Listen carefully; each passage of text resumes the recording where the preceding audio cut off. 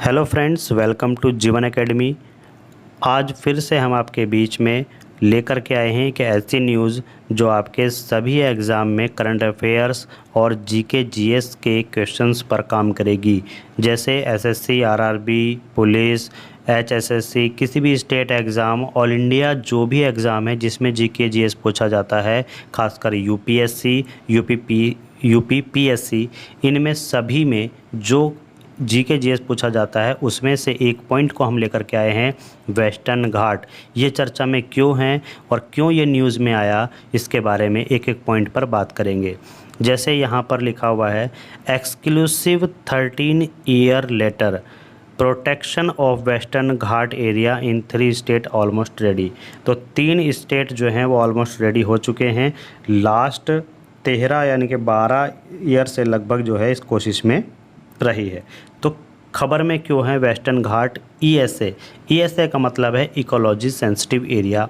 Ecology sensitive area खबर में क्यों है, ऐसा क्या हुआ है जो ये खबर में आई? देखिए, केंद्र सरकार लगभग 12 वर्षों बाद पश्चिमी घाट, जिसको वेस्टर्न घाट बोला गया, कुछ हिस्सों को इकोलॉजिकल सेंसिटिव एरिया घोषित करने की तैयारी में है। शुरुआत उन राज्यों से की जा सकती है जहां सहमति लगभग बन चुकी है। कुछ राज्य सहमति बना चुके हैं, कुछ राज्य ऐसे हैं जिनका विरोध अभी जारी है। आइए उनके बारे में भी बात करते हैं। सबसे पहले ईएसए का फुल फॉर्म याद रखना है, इकोलॉजिकली सेंसिटिव एरिया, ईएसए, जिसको शॉर्ट फॉर्म में बोला जा रहा है। तो ऐसे क्षेत्र जिनकी जैव विविधता, जिसको बायोडाइवर्सिटी बोला गया, और पर्यावरणीय महत्ता बहुत अधिक होती है, उनको इकोलॉजिकली सेंसिटिव एरिया में रखा गया। इसलिए वहाँ विकास गतिविधियों पर विशेष नियंत्रण लगाया जाता है। किसमें? ईएसए में। ठीक है, ऐसे क्षेत्र आते हैं जिनकी जैव विविधता और पर्यावरणीय महत्ता बहुत अधिक होती है। ठीक है, दूसरा पॉइंट इसका यहाँ पर बनता है कि वेस्टर्न घाट कहाँ स्थित है। तो याद रखिएगा, वेस्टर्न घाट भारत के पश्चिमी तट के समानांतर स्थित पर्वतमाला है। मतलब जो वेस्टर्न घाट है वो भारत के पश्चिमी तट के समानांतर एक पर्वतमाला है, जिसको ये ईएसए घोषित करना चाहते हैं। यह 6 राज्यों में फैली है। ये भी पूछता है कि ये कितने राज्यों में फैली है। देखिए, ये 6 राज्यों में फैली है। पहला है गुजरात, दूसरा महाराष्ट्र, 3rd गोवा, 4 कर्नाटक, 5 केरला और 6 तमिलनाडु। तो ये गुजरात है, ये महाराष्ट्र, गोवा, कर्नाटक, केरला और तमिलनाडु, इन 6 राज्यों में ये पर्वतमाला फैली है। अब आगे बात करते हैं, वेस्टर्न घाट क्यों महत्वपूर्ण है, इनकी भी बात कर लेते हैं। यहाँ से क्वेश्चन बन जाता है, ये एग्ज़ाम फेवरेट पॉइंट बनते हैं। वेस्टर्न घाट महत्वपूर्ण क्यों है? तो यूनेस्को वर्ल्ड हेरिटेज साइट में ये आता है। विश्व के 8 सबसे महत्वपूर्ण बायोडाइवर्सिटी हॉट स्पॉट्स में शामिल है और भारत के अनेक नदियों का उद्गम स्थल वेस्टर्न घाट को माना जाता है। दक्षिण भारत का वाटर टावर भी वेस्टर्न घाट को कहा जाता है और मानसून प्रणाली को प्रभावित करने वाला वेस्टर्न घाट ही है। तो यहाँ से कुछ पॉइंट ऐसे हैं जो आपको देखने चाहिए। जैसे UNESCO world heritage site western Ghat है या नहीं? हाँ है। विश्व के सबसे महत्वपूर्ण बायोडाइवर्सिटी हॉटस्पॉट, मतलब 8 सबसे महत्वपूर्ण बायोडाइवर्सिटी हॉटस्पॉट में वेस्टर्न घाट शामिल है और इससे अनेक नदियों का उद्गम है। भारत का वाटर टावर इसको बोला जाता है। मानसून प्रणाली को प्रभावित भी करता है, मतलब यहाँ से मानसून प्रभावित होता है अगर इसको नहीं बचाया गया। नेक्स्ट है, वेस्टर्न घाट से निकलने वाली प्रमुख नदियाँ। जब ये वेस्टर्न घाट चर्चा में है तो इससे निकलने वाली प्रमुख नदियों के बारे में बात करें। पहली नदी है गोदावरी, कृष्णा, कावेरी, पेरियार, सरस्वती, मांडवी। इन 7 नदियों को याद रखेंगे। वेस्टर्न घाट से निकलने वाली प्रमुख नदियां अगर पूछे तो इन 7 नदियों को हम याद रखेंगे। नेक्स्ट, ESA घोषित होने के बाद क्या प्रतिबंध होंगे, मतलब क्या क्या वहाँ पर नहीं कर सकते हैं अगर वो ESA घोषित हुआ। तो पहला है माइनिंग प्रोजेक्ट। जो माइनिंग प्रोजेक्ट वहाँ है वो हैं, लेकिन कोई नया माइनिंग प्रोजेक्ट वहाँ पर नहीं कर सकते। क्वेरिंग, पत्थर खनन, वहाँ पर मिट्टी खोद के पत्थर को, पहाड़ों को तोड़ करके पत्थर को वहाँ से नहीं निकाल सकते। थर्मल पावर प्लांट, कोई वहाँ पर थर्मल पावर प्लांट नहीं लगा सकते हैं। अत्यधिक प्रदूषण वाले रेड कैटेगरी इंडस्ट्रीज़, मतलब ऐसे इंडस्ट्रीज जिनसे बहुत ज़्यादा धुआं, बहुत ज़्यादा पॉल्यूटेड वाटर निकलता है, वो वहाँ पर नहीं लगा सकते हैं। 2000 वर्ग मीटर से अधिक के बड़े निर्माण प्रोजेक्ट वहाँ पर नहीं कर सकते हैं। तो अगर उस साइट को, पश्चिमी घाट को ESA घोषित किया गया तो ये चीज़ें वहाँ पर नहीं हो सकती है। इन पर कड़ा नियंत्रण रहेगा, प्रतिबंध लगाया जाएगा। नई माइनिंग, पत्थर खनन, थर्मल पावर प्लांट, बहुत ज़्यादा प्रदूषण वाली इंडस्ट्री और 20,000 वर्ग मीटर से अधिक बड़े निर्माण प्रोजेक्ट वहाँ पर नहीं कर सकते। और देखिएगा क्या क्या है, कुल कितना क्षेत्र ESA बनाने वाला है। तो ये है लगभग 56,825.7 वर्ग किलोमीटर। ये क्षेत्र ESA के रूप में प्रस्तावित हुआ है। नेक्स्ट पॉइंट है यहाँ पर, किस समिति की सिफारिश पर यह प्रस्ताव आधारित है। तो ये है कस्तूरी रंजन कमेटी 2013। कस्तूरी नंदन कमेटी 2013 की सिफारिश पर ये प्रस्ताव आधारित है, इसको आप याद रखेंगे। अध्यक्ष कौन है? के कस्तूरी रंजन। इस कमेटी के अध्यक्ष कौन है? के कस्तूरी नंदन। और इस समिति ने लगभग 60,000 वर्ग किलोमीटर क्षेत्र को ESA घोषित करने की सिफारिश की थी। मतलब ये जो प्रस्ताव है जिसको कस्तूरी रंजन कमेटी 2013 के तहत के कस्तूरी रंजन ने प्रस्तावित किया था, तो इसमें लगभग 60,000 वर्ग किलोमीटर क्षेत्र को ESA घोषित करने की सिफारिश की गई थी। और क्या क्या पॉइंट बनते हैं देखिए, गडजिल कमेटी बनाम कस्तूरी रंजन कमेटी। गडजिल कमेटी और कस्तूरी रंजन कमेटी ये 2 कमेटी हैं जिसमें देखो वर्ष 2011 गडजिल कमेटी 2011 और कस्तूरी रंजन कमेटी 2013। अध्यक्ष कौन है?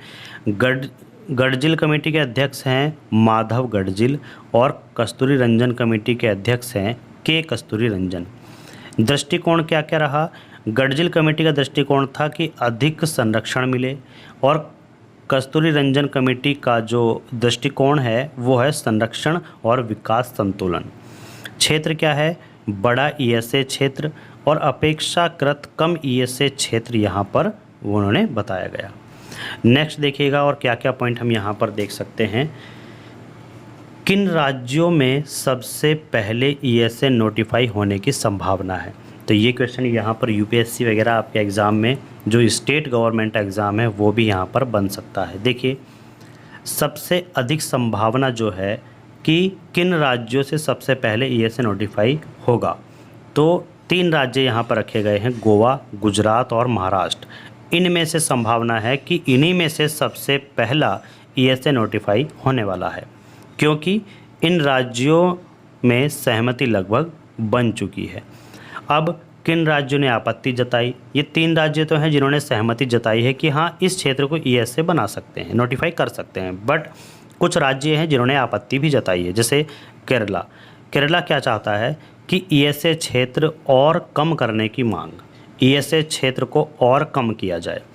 कर्नाटक क्या चाहता है कि ESA प्रक्रिया का लगातार विरोध किया जाए, मतलब ESA क्षेत्र वहाँ पर बने ही ना, उसका विरोध किया जा रहा है। कुछ मांगे हैं उनकी जो यहाँ पर ESA नहीं बनने दे रहे हैं। ठीक है, आगे देखिएगा। प्रीलिम्स यानी कि कुछ एग्ज़ाम पॉइंट है आपके, जैसे कि सबसे बड़ा ईएसए क्षेत्र किस राज्य में प्रस्तावित है। तो पहला है कर्नाटक, 20,668 स्क्वायर मीटर उसमें ईएसए क्षेत्र आ रहा है। महाराष्ट्र में आ रहा है 17,340 स्क्वायर किलोमीटर। केरला में 9,993.7 स्क्वायर किलोमीटर। तमिलनाडु में ये क्षेत्र है 6,914 स्क्वायर किलोमीटर का। गोवा में ये क्षेत्र है 1,461 स्क्वायर किलोमीटर का। और गुजरात में 449 स्क्वायर किलोमीटर का ये क्षेत्र आता है। अब इसमें कुछ ऐसे एमसीक्यूज़ हैं जो संभावना है कि इस तरीके से बन सकते हैं। पहला, वेस्टर्न घाट को ईएसए घोषित करने की सिफारिश किस समिति ने की थी। ये की थी कस्तूरी रंजन कमेटी 2013। कस्तूरी रंजन कमेटी 2013।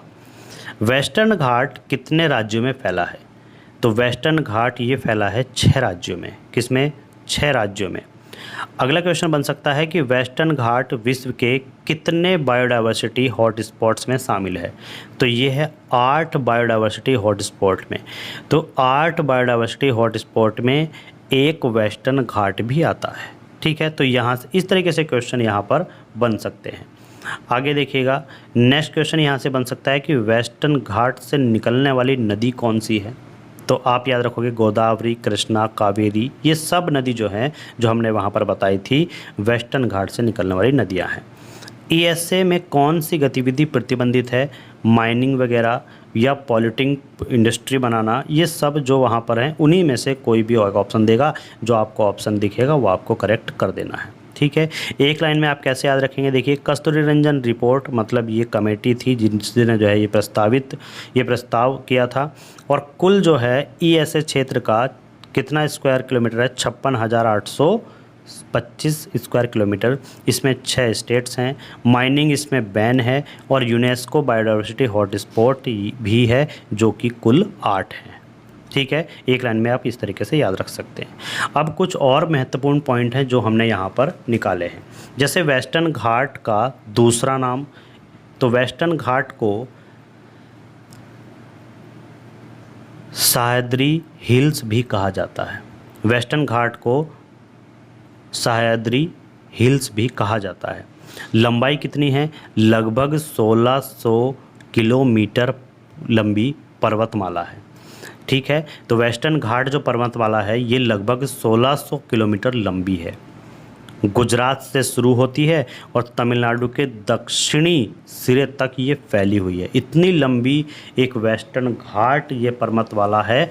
तो इस पर्वतमाला को ईएसए रीजन घोषित करने की कोशिश कर रही है केंद्र सरकार। कुछ जो स्टेट्स हैं वो विरोध भी कर रहे हैं, कुछ स्टेट्स मान भी गए हैं।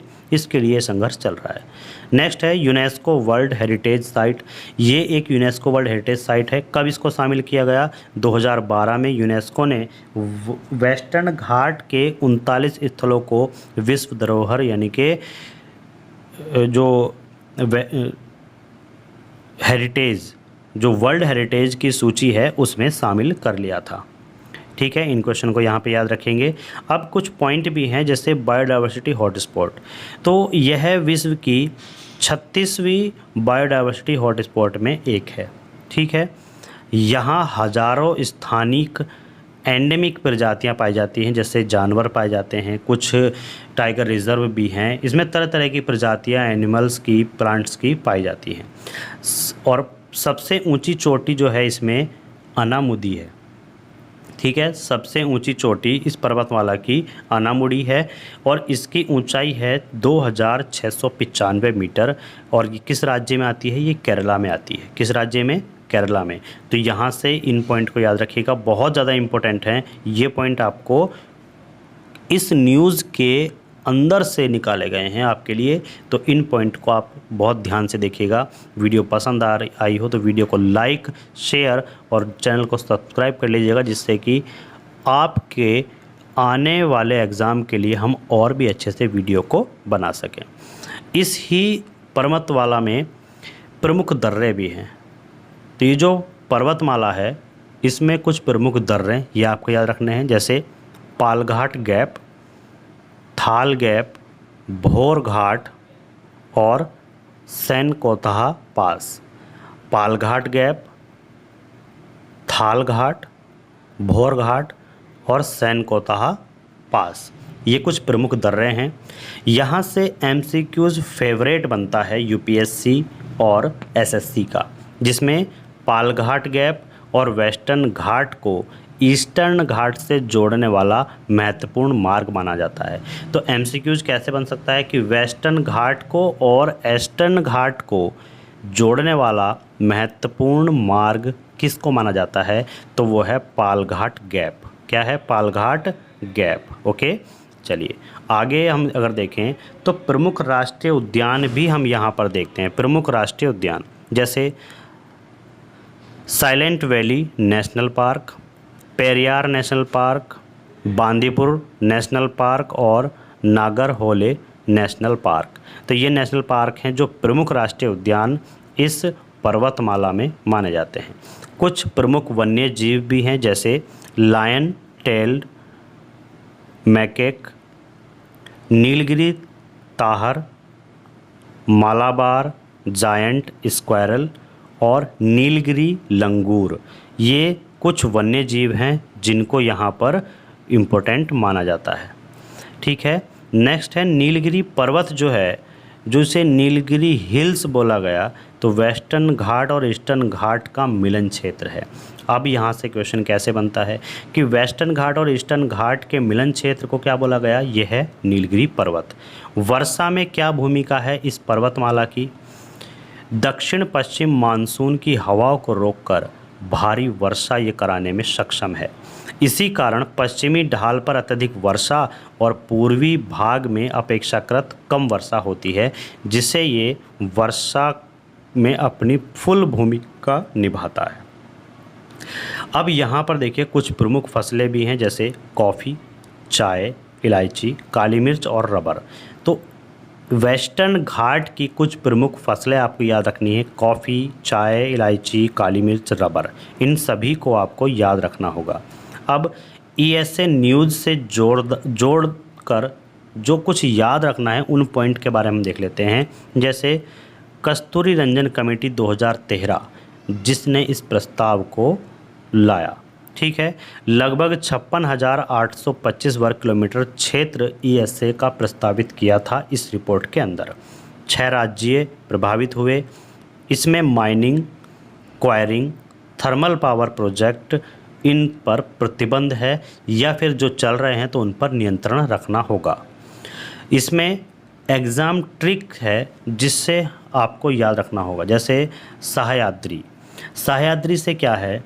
एस से सह्याद्री दूसरा नाम है, ए से अनामुदई हाईएस्ट पीक है, सबसे ऊंची चोटी, एच से हॉटस्पॉट एक बायोडाइवर्सिटी है, वाई से यूनेस्को हेरिटेज भी है ये, ए से अरेबियन सी के समानांतर ये जो है वेस्टर्न घाट है, डी है एंडेमिक डाइवर्सिटी, आर से रिवर ओरिजिन है यानी कि यहाँ से प्रमुख कुछ रिवर निकलती हैं, और आई से ईएसए इशू जिसे कस्तूरी रंजन रिपोर्ट के माध्यम से इशू किया गया।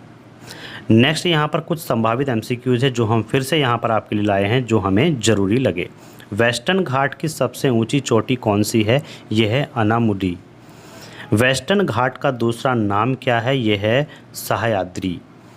पालघाट गैप किन दो पर्वतमालाओं के बीच स्थित है? यह वेस्टर्न घाट और ईस्टर्न घाट। लायन टेल मोकेक किस क्षेत्र का स्थानीय प्राणी है? यह वेस्टर्न घाट का। ठीक है, तो ऐसे क्वेश्चन जो है आपके बहुत ज़्यादा आते हैं। ठीक है, तो थैंक्स फॉर वॉचिंग। अगर वीडियो अच्छी लगी हो तो वीडियो को लाइक और सब्सक्राइब ज़रूर करें, और एक लाइक जो है हम आपका चाहते हैं जो कि हमारे लिए काफ़ी ज़्यादा इम्पोर्टेंट होगा। तो आप कमेंट कीजिएगा। अगर ऐसी और वीडियो आपको चाहिए तो कमेंट में लिख करके बताइए, हम आपको ऐसे ही न्यूज़ वाइज इम्पोर्टेंट क्वेश्चन के आधार पर आपको वीडियो बना करके प्रोवाइड कराएंगे। Thanks for watching. मिलते हैं नेक्स्ट वीडियो में।